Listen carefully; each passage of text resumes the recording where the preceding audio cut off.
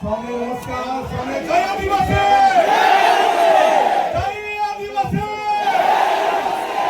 લડેંગે. લડેંગે. और लड़ेंगे.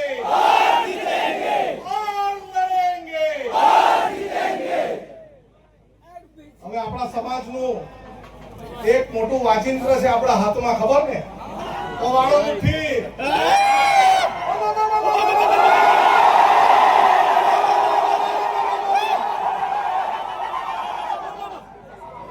આપણે આદિવાસી સમાજ એટલે એક એવો સમાજ આ દુનિયામાં છે એ કોઈના બાથી ડરતો બી નથી, એ આ ચેતરભાઈએ સાબિત કરી દીધું છે.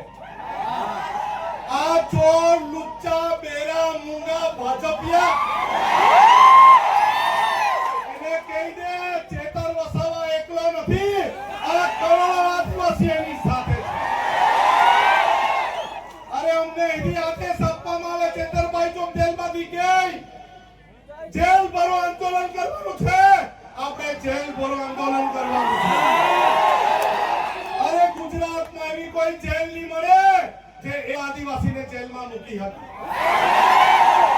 અને અમારે પોલીસનું છે આદિવાસી સમાજને બાજી મૂળિયા ગણવાનું બંધ કર. આદિવાસી સમાજ આ દુનિયાનો વાઘ છે અને વાઘ રહેશે.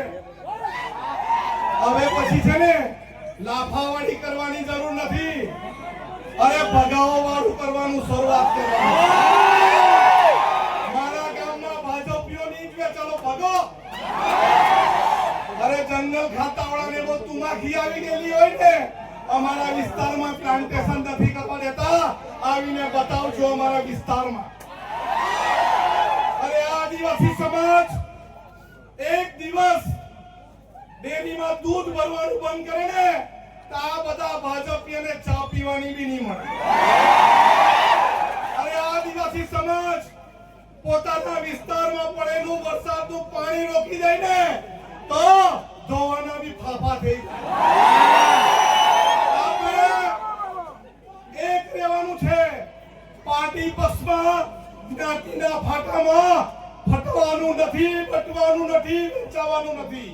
આપણે બોર્ડર લેસ બનવાનું છે. દરેક ભારતીય આદિવાસી એક થવાનું છે. મારો વિસ્તાર તારો વિસ્તાર નહીં. જ્યાં પણ કોઈને તકલીફ પડે, મહારાષ્ટ્રમાં લકીબાઈને તકલીફ પડે તો આપણે સૌએ ત્યાં જઈને એને સહકાર આપવાનો.